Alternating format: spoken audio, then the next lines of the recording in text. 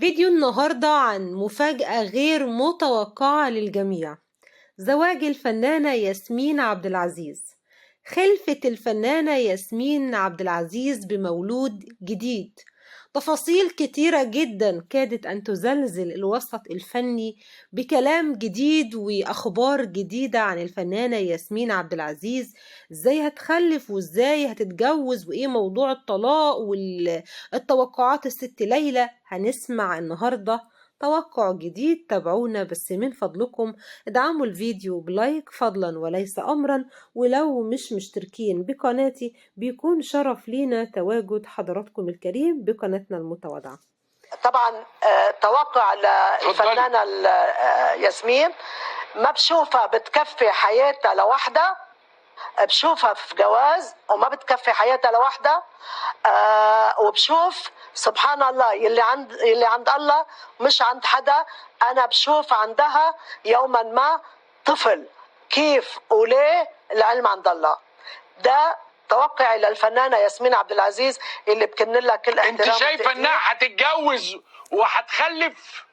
زي ما حضراتكم سمعتوا يا سادة، زي ما حضراتكم سمعتوا الست ليلى عبد اللطيف خبيرة الفلك والأبراج وملكة التنبؤات، واللي للأسف دلوقتي عاوزين يعملوا لها مقام وشلاه يا ست ليلى عبد اللطيف.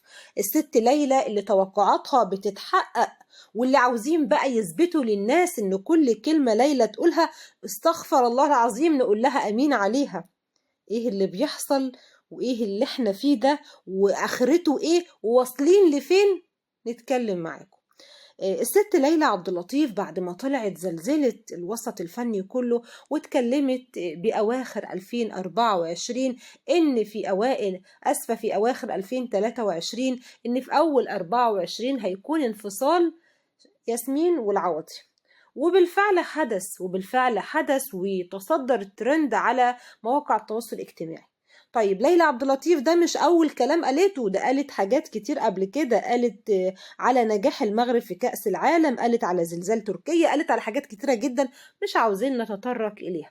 لكن بالنسبة بقى لياسمين نجمة الناس كلها بتحبها، فالموضوع أصبح متصدر بشكل كبير. طيب تكفي بكده؟ أبدا والله. أمال عاوزة تعمل إيه؟ ليلى عبد اللطيف لما شافت بقى الناس هاجت عليها وماجت وكده وبقوا كلهم يتكلموا يا خسارة ياسمين اتطلقت، كنا بنحب ياسمين، العوضي وحش، وبدأوا كلهم يتكلموا، بدأت تتوقع لنا توقع تاني. وطبعا عاوزه الناس كلها تقول لها امين. ليه؟ ما هي توقعاتها في الاولى صدقت. ما هي ياسمين اتطلقت، ده النهارده بتتوقع علينا بقى ايه؟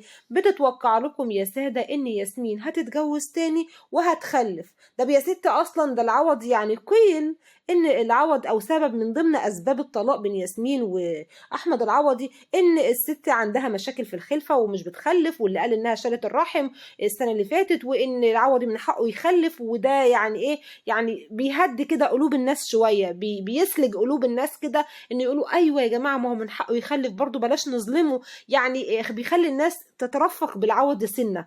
طب دلوقتي الست بتقول لكم لا ده مش هتكفي حالها لوحدها، ده هتخلف وهتتجوز وهتخلف كمان. فزي ما اكون بتطبطب على ياسمين كده بتقول لها ايه؟ ما تقلقيش العوض مش هيكون اخر حاجه، انت هتتجوزي وهتخلفي كمان. طيب هل بقى احنا نقول للست دي امين ولا نقول لها ايه؟ هل احنا خلاص مخنا بقى يعني راح مننا ونبدا بقى نقول الست دي عندها تنبؤات بكل شيء؟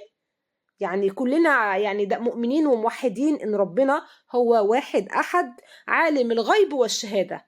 انت بقى بتتنبئي منين؟ انت بقى يعني عاوزانا استغفر الله العظيم انت اله مثلا عارفه هتخلي الناس بقى تتجه ليكي؟ ما في اصحاب نفوس ضعيفه كتير جدا، في اصحاب نفوس ضعيفه كتير جدا هيبداوا بقى يعني ايه؟ شلاه يا ست ليلى، ايوه قولي لنا والنبي شوفي حظ هيحصل له ايه، شوفي بنتي هيحصل لها ايه في الغيب، شوفي حياتنا هتحصل لها ايه.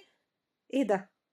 ما هي طلعت مع الاعلام يا عمرو اديب وبدات تتكلم لكم عن توقعاتها بالسنين الجايه وايه اللي هيحصل في مصر والدولار هيطلع فين ومصر هتتحسن حالتها ولا اداناها في ازمه كده ومين هيموت ومين هيعيش، وتنبأت وقالت بالفعل ان في فنان هيموت قريب، فنان مشهور كبير جدا وهيموت قريب. طبعا لو الفنان ده مات يبقى زدنا الطينه بله، يبقى خلاص قال كلامها امين وصح. استغفر الله العظيم يا رب. الست طلعنا تقول لنا او تقول لك يا ياسمين ما تزعليش انت هتتجوزي وهتخلفي.